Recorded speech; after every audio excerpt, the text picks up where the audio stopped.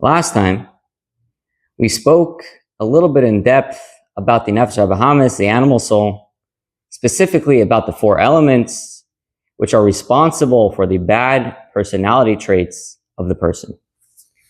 Today, however, I want to talk a little bit about the Nefesh Elikis, which is the godly soul. In Tanya, it says that the Nefesh Elikis is actually a piece of God himself. I'll repeat that again because it's a crazy statement. A piece of God himself. To the extent that it says about this Nefesh Elikis, this godly soul, that Vayipach ba'apav nishmas chaim. God blew this Nefesh Elikis, this godly soul, into us, which is unlike the Nefesh HaBahamis. That the Nefesh HaBahamis is not a piece of God himself. It was a creation, and all creations are spoken into existence. However, this Nefesh Elikis, which is a piece of God himself, comes from the innards of God, comes from God himself, that God blew the Nefesh Elikis into us.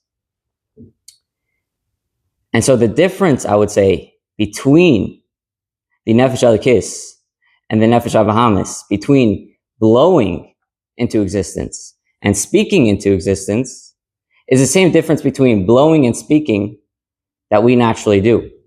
For example, blowing a balloon, how long can you blow air into a balloon for? Maybe 30 seconds. For some people, 20 seconds. If you're a smoker, maybe 10 seconds. But you could talk. If you've seen some of my friends, you could talk for hours. And so the difference is that blowing takes a lot more kayach, takes a lot more energy, and it takes a lot more force and focus to let it out. The air that comes from speaking, you could do naturally, forever. Takes no focus, no kayach, no energy.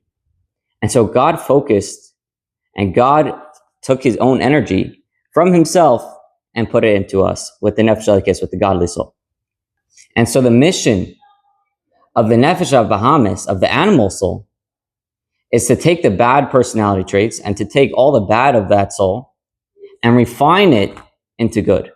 Refine the entire soul into being a good soul by doing good actions, good deeds.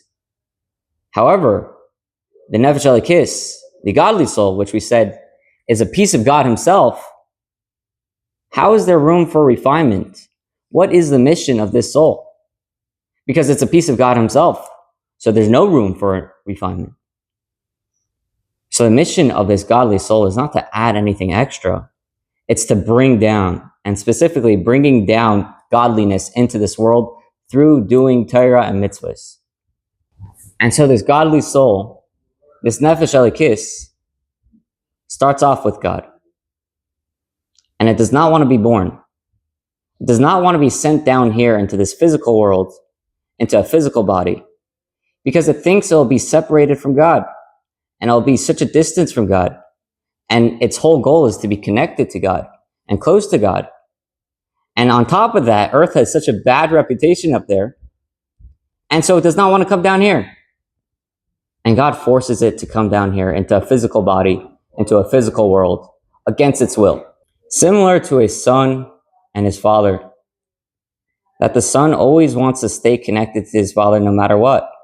And it thinks that any separation and any distance will hinder its connection with his father.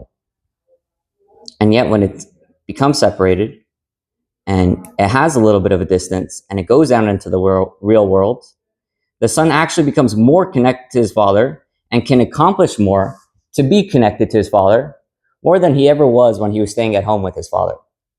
So same to the soul. The soul does not want to get separated from God. It does not want to come down here.